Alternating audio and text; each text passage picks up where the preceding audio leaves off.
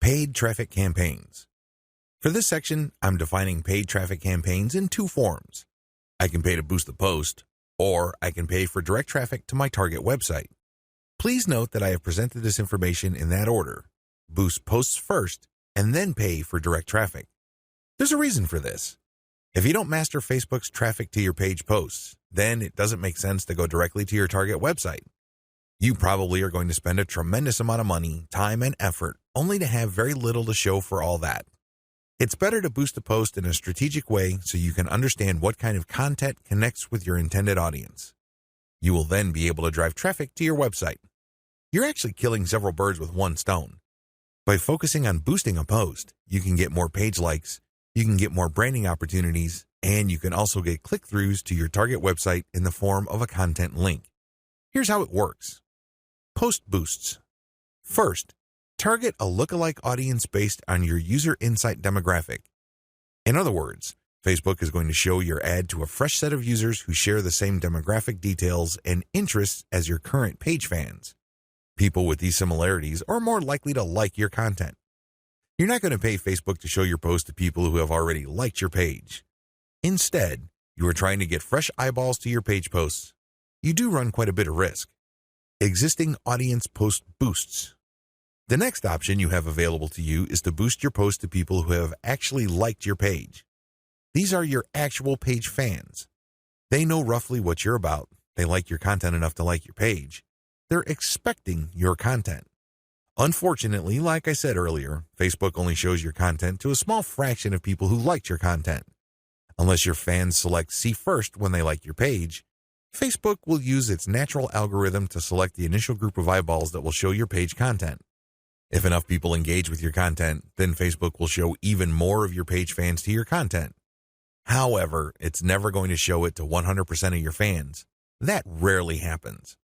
This is why it's a good idea to boost your post to reach more of the people who have liked your page. The upside to this is these are not virgins.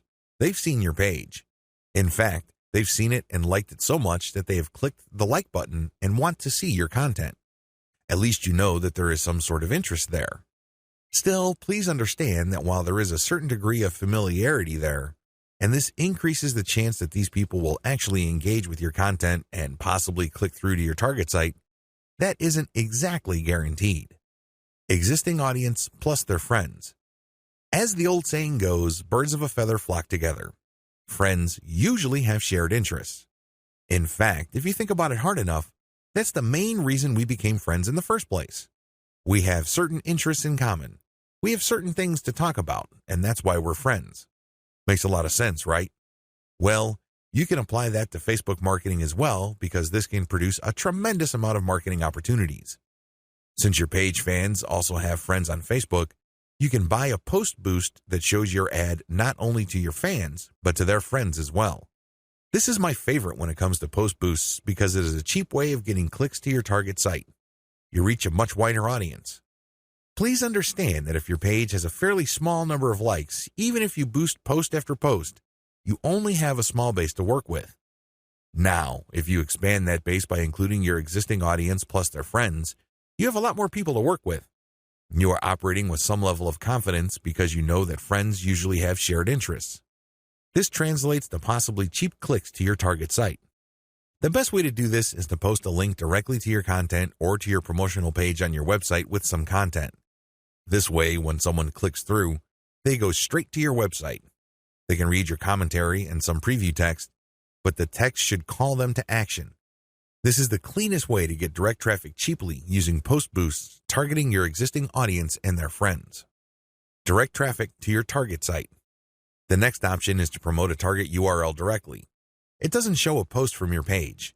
It just goes directly to your target website paired with a picture.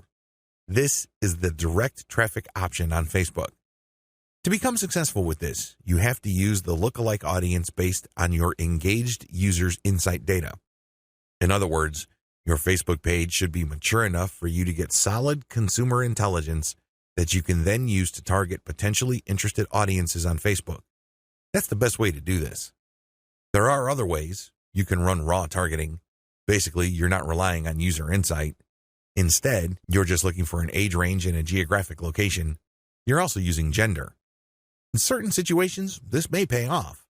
In fact, you may get better results than lookalike audiences, but generally speaking, you should focus on using the consumer intelligence your Facebook page gathered so you can reach people who are very similar to people you know have demonstrated a solid interest in whatever it is you're promoting. Best practices. Use them to boost your results. First, run small tests. This enables you to fail quickly. People who really know their way around Facebook run campaign after campaign after campaign until they're able to connect the dots and come up with a campaign that actually works. This is why you need to run small, cheap tests so you can easily see which campaigns are working out and which ones have failed. Next, make sure your budget is low. Usually, when I run a $1 campaign, that is good enough for me. $1 a day for 7 days a week, that is good enough for me to see if an ad has potential. So, I would run several ads. We're talking about $70 for 10 ads running at the same time. Third, focus on what works. Let me tell you, when you run many small tests, the winners stand out. Either they get clicks or not. That's the bottom line. However, at this stage, you're not just looking for clicks. You're not just looking for an ad campaign that gets a lot of attention. Instead, you're also going to look for an ad campaign that actually delivers conversions. You're going to have to set up your Facebook pixel to your target website so you can track whether traffic from Facebook went all the way through. I'm not just talking about traffic produced when people click on your link and they go to a content page and they leave. That's worthless. That's not going to help you. That traffic has to go to the content page, go to the sales page, and eventually make it to the shopping cart. That's when you know your campaign actually has traction. Focus on what works. Focus on what gets a high click-through rate paired with a conversion rate. However, to get there, you're going to have to burn through many ads. This is not going to jump out at you. It's not going to be obvious. It's not going to be easy. Once you have identified that ad and you've fine-tuned it, then scale it up. That's how this works. Basically, you focus on what works and then pour real money into it.